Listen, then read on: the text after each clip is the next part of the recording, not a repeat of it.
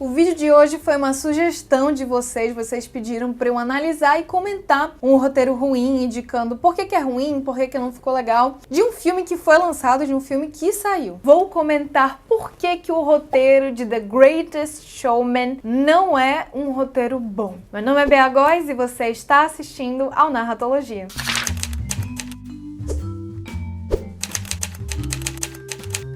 Antes que você vá aqui embaixo e me coloque um hate, sua cretina, esse roteiro não é ruim, é maravilhoso, é meu filme favorito, não sei o que. Só pra você saber, quem me indicou pra fazer este vídeo foi uma pessoa que é muito fã desse filme. E eu vou falar pra vocês, eu assisti esse filme, eu adoro as músicas desse filme. Calma, gente, o fato do roteiro estar bem mal escrito não significa que, nossa, é uma merda, a gente tem que detestar, a gente tem que... Calma, entendeu? De fato, um roteiro mal escrito, ele impacta muito o filme, o resultado final e etc.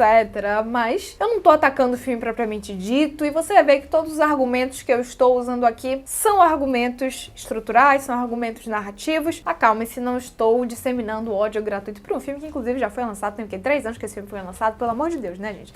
Já passou do tempo de ter hate.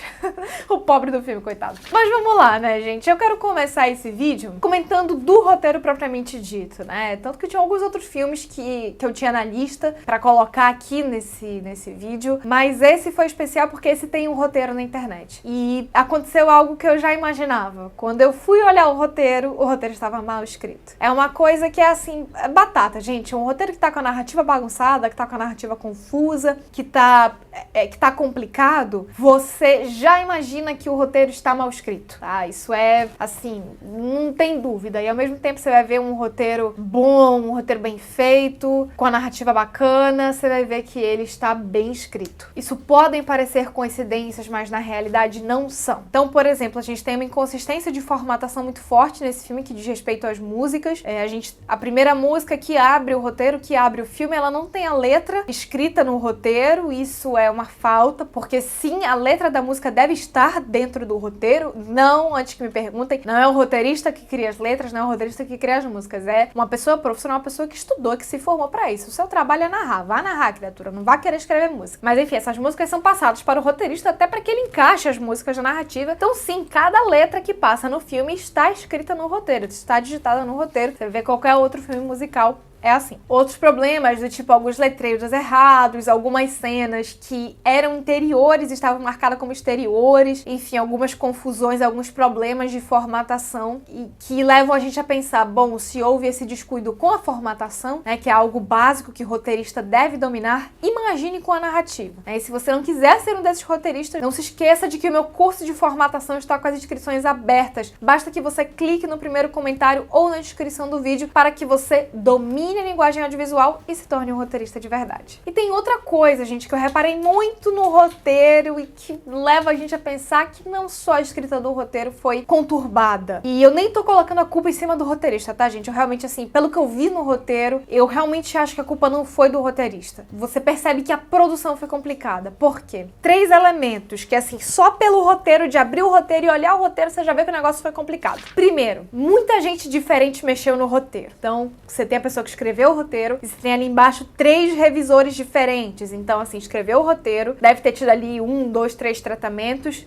A produção, o estúdio não gostou, achou que não estava suficiente ou precisou mudar casting, narrativa, sei lá. Ou até tiveram divergências com o roteirista queria ir levar a história por um caminho X e a produtora não, aí o estúdio divergiu da produtora e do roteirista, e enfim. Muita gente mexeu no roteiro. E isso não quer dizer que o roteiro vai ser ruim, tá, gente? Mas isso faz a gente levantar, assim, o alarme e ficar meio, putz, muita mão diferente mexeu aqui. Porque você imagina, gente, um roteiro que muita gente meteu a mão ali pra escrever, pra mexer, pra colocar sua própria impressão ali, não vai ter unidade aquele negócio. Você vai ter um Frankenstein, né? Principalmente se essas pessoas não conversaram entre si. Ai, Bea, mas numa série é muita gente que escreve. Beleza, mas numa série a voz que tá ali, que dá unidade, é o chefe de sala. Nenhum roteiro de série vai pra gravação sem passar pela mão do chefe de sala antes. O chefe de sala passa, revisa tudo, coloca a voz dele ali naquele roteiro e aí o negócio vai. Por isso que as séries têm unidade. Porque você tem ali uma pessoa que tem essa função de garantir a unidade daquele troço. E não cada um roteiro escreve do jeito que quer o episódio, dane-se, vai gravar assim. Não, entendeu? E esse é um processo que acaba acontecendo muito mais em longa-metragem. Então, primeiro ponto, muita gente mexeu no roteiro.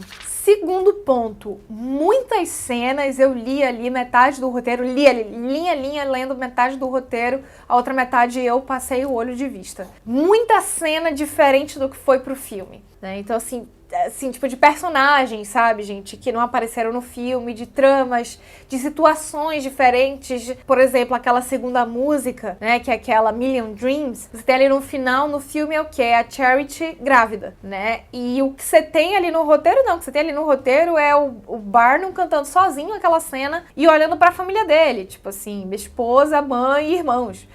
Precisam dele, né? Você não tem a cena dela grávida no roteiro. Então, assim, são mudanças narrativas muito relevantes que acontecendo do roteiro pra tela. E um terceiro ponto, que é o que mais chama atenção, é o que, gente? Muita cena omitida, eu contei. Tiveram 17 cenas omitidas no roteiro. O que isso quer dizer? São cenas que não foram gravadas, tá? São cenas que o roteirista escreveu, que os roteiristas, né, tiveram outras revisões, escreveram e que não foram gravadas. Por conta desses 3 fatos aí, a gente já espera que a produção tenha sido complicada, que esse roteiro teve uma escrita complicada e que foi um pouco conturbada mesmo essa produção, né? Eu não sei detalhes, não fui atrás de detalhes da produção do filme em si, até porque esse tipo de coisa não costuma sair, né? Não costuma vazar, mas a gente vê pelo roteiro, é engraçado, né? A última versão do roteiro, ela dá esse diagnóstico pra gente, a gente consegue sacar o que aconteceu ali. Mas em questões narrativas, vamos entender o que aconteceu, né, com esse filme. O que a gente tem? A gente tem ali um protagonista, né, o P.T. Barnum, e essa história é baseada numa história real, né, de um circo que realmente existiu. E a gente tem esse cara que quer... o quê?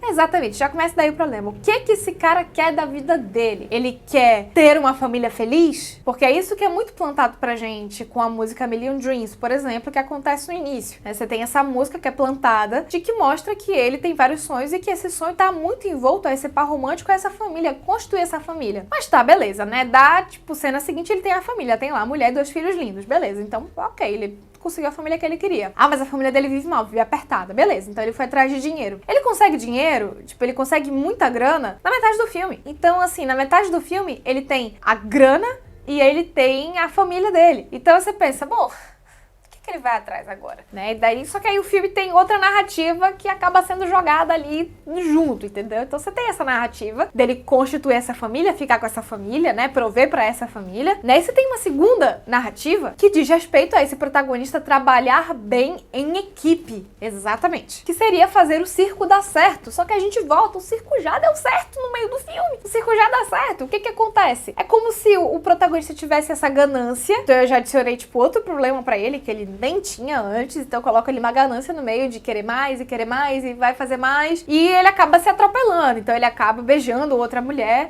e ele acaba deixando de lado as suas origens em relação ao circo. Aí você me pergunta assim, pera lá, essa narrativa não começou com ele falando sobre querer ter uma família e prover pra essa... Pois é, exatamente, o filme parte desse pressuposto, aí vai pra outro, e vai pra outro, e vai pra outro. E vai enfiando personagem novo ao longo da narrativa. Isso você quer? Você quer um sinal de que o roteiro não tá indo bem? É tipo 1h20 de um filme musical que é pra muita gente, narrativa clássica, entrar um personagem novo relevante pra trama. Isso é assim, putz, é batata, gente. O filme tá meio perdido assim da vida, sabe? Tá inserindo trama nova ali no meio do negócio, né? Então, enfim, essa falta de unidade, no fundo é isso. No fundo a gente tá falando de uma falta de unidade, tá? A gente tá falando desse filme, dessa narrativa que tem esse protagonista, pelo menos o protagonista é conservado, mas que a problemática de caráter dele muda ao longo da trama, que o objetivo dele muda ao longo da trama, que os conflitos dele vão mudando ao longo da trama, né? E você tem ali músicas super legais, você tem um filme com um grande potencial, a produção é super bem feita, mas que o roteiro vacilou muito nesse sentido estrutural, nesse sentido narrativo. O conflito é confuso, a unidade é confusa, você tem personagens novos entrando ao longo do roteiro, muito tarde no roteiro, e acaba tendo um pouco essa confusão. Quero saber a opinião de vocês sobre esse filme, ó, coloca nos comentários aqui embaixo o que você acha desse filme, que outros pontos negativos você identificou nesse roteiro, e não se esqueça de me seguir no meu Instagram e de dar uma olhada no meu curso de formatação de roteiro. E muito obrigada pela sua audiência, Tchau!